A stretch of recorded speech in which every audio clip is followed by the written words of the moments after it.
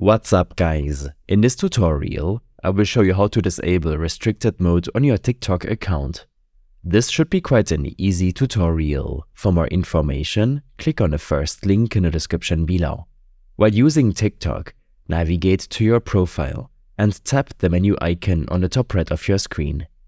Under Settings and Privacy, scroll down and tap on Content Preferences, and then you can find the restricted mode option here.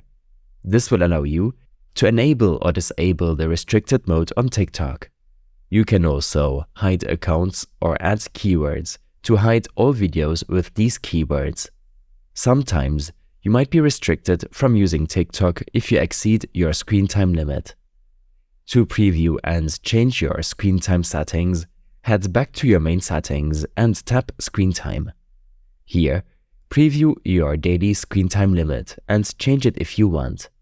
Android and iOS devices usually allow users to implement device-wide screen time limits.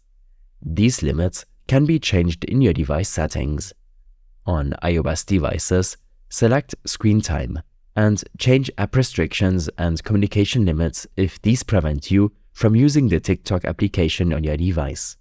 These steps and more information will be available in my extensive guide linked in the description below.